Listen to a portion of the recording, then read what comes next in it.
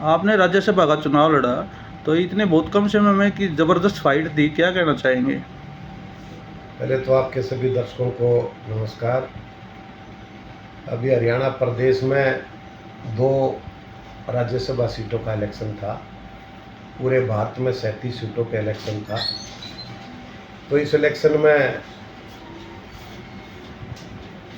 BJP election लड़ रही थी, कांग्रेस इलेक्शन लड़ रही थी, और एज ए इंडिपेंडेंट हम लोग अपना भाग्य आजमाया।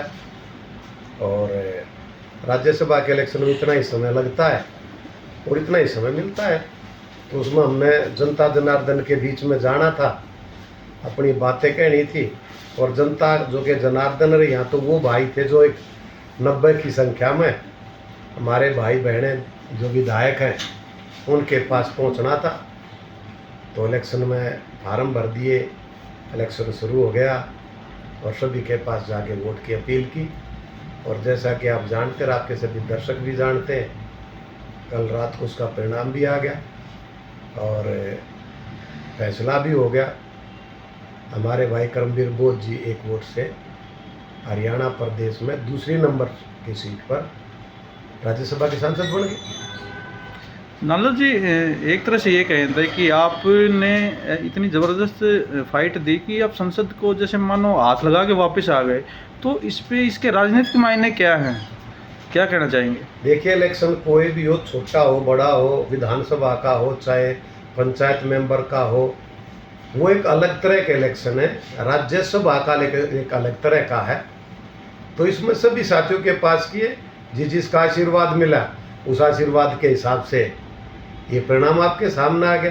कांग्रेस के कैंडिडेट करमवीर बोध जी को एक वोट ज़्यादा मिल गई। और वोटों का इसमें पता ही आपको, पहले बीजेपी का 1 नंबर पे, दूसरे नंबर वाले को 28 चाहिए थी, उनकी 28 आ गई, अपनी 27 रह गई। 1 वोट का फर्क पड़ गया। अगर उनकी 27 रह जाती तो 2 नंबर की कैलकुलेशन के हिसाब से हम आगे निकल जाते और सांसद बन जाते। अभी कोई बात नहीं, जनता के बीच में रहते हैं, जनता जनार्दन का काम करते हैं।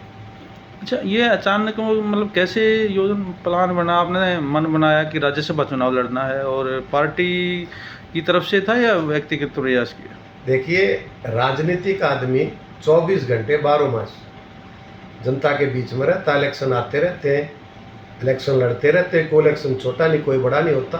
तो मन कर गया, इलेक्शन लड़ लिए।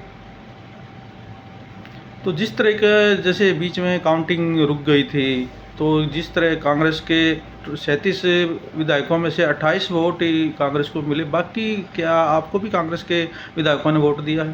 बिल्कुल दिया है। वो तो जोड़ गुणा भाग आपको सभी का पता है। अब कांग्रेस के जब 37 थे, उनमें से 28 मिले हैं, तो 9 वोट तो कांग्रेस के चले गए।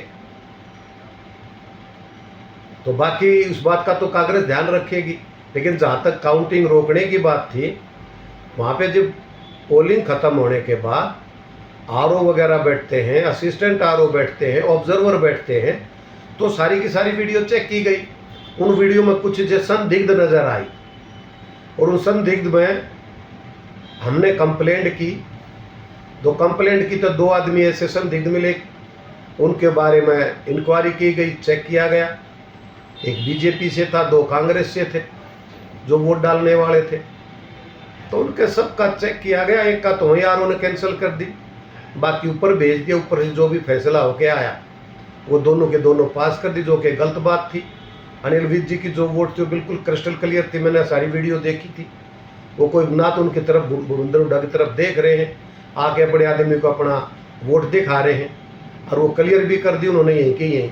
लेकिन एक सीट ऊपर जो गई थी वो ऊपर से होगा, उसका हम संज्ञान लेंगे। अभी खाली नहीं बैठे हैं, देखते हैं, पता करेंगे वो क्यों ऊपर से। उस बात की परमिशन है, ये हमारा अधिकार है। अगर यहाँ बात अपने तो हम कोर्ट में भी जाने का काम करेंगे कि भाई वो अगर सीट उसकी वहाँ पे वो एक वोट कैंसिल होती है तो उसके परिणाम तो हमारे पक्ष में आते हैं। जी जी। तो इस बारे में भी संज्ञान लिया जाएगा। तो आप कोर्ट में जाने की मन बना रहे हैं? मैं मन नहीं बना, सारी चीज़ें देख के कागज डॉक्यूमेंट चेक करके उसका प्रयास करेंगे। जी जी। और करना भी चाहिए, नहीं करना चाहिए क्या? जी। जब दोनों हमने वीडियो देखी, तीनों वीडियो देखी, अनिल विजय तो क्वेश्चन दिखती नहीं, यार साहब भी करे थे, फिर भी केस बना के भेजा। तो 2 का तो बना ही बना था, 100% कैंसिल होनी चाहिए थी। और अपने बेनीवाल, भरत सिंह बेनीवाल जी हैं, वो इलाहाबाद से, भूपेंद्र हुड्डा जिसको हाथ लगाते हैं वोट देते वक्त, जबकि दूर रहना होता है कि गैप होता है, उसकी वोट को भी हाथ में लेने का प्रयास कर रहे हैं। तो जाती है ना, गलत बात है ना, रूल के खिलाफ है, उसके बारे में संज्ञान लेने का प्रयास करेंगे। अच्छा सतीश जी, जैसे आपकी पुरानी पार्टी इनेलो वोटिंग से दूर रही, अगर वो आपने क्या प्रयास किया था भाई इनेलो पार्टी पुरानी पार्टी उसमें आप लंबे टाइम तक रहे, अगर वो भी वोट डालते तो परिणाम कुछ और होता? बिल्कुल होता। प्रार्थना की थी, मैं 2-3 बार अभय सिंह जी से मिला था और उन्होंने मेरे से कहा था भी कि वोट डालेंगे, बिल्कुल डालेंगे और हिस्सा भी लेंगे, लेकिन उनके कुछ अपने कारण रहे होंगे। अगर वो वोट डालते तो मैं इलेक्शन जरूर जीतता, इसमें कोई दो राय नहीं। अब जैसे आप 2019 में बीजेपी में आए थे, तो अब पार्टी के अंदर पूर्व केंद्रीय मंत्री मनोहर लाल से लेकर मुख्यमंत्री तक सब प्रयास रहते हैं सतीश नांदल जी को जिताना, तो ये पार्टी के अंदर आपका कद कितना बढ़ा है, क्या कहना चाहेंगे? हम पार्टी के कार्यकर्ता हैं और ये भारतीय जनता पार्टी में सभी कार्यकर्ता तो होते हैं, नेता इसमें कोई नहीं होता, सभी मिलजुल के काम करते हैं। हमारा सबके साथ मधुर संबंध है, जो राष्ट्रीय स्तर पे, प्रदेश स्तर पे, जिला स्तर पे, हल्का स्तर पे, सब मिलजुल के काम करते रहते हैं। आपके राज्य की खबरें, आपके शहर की खबरें सबसे पहले जानने के लिए देखते रहें अमर उजाला। चैनल को सब्सक्राइब जरूर कर लें और पाएं हर अपडेट।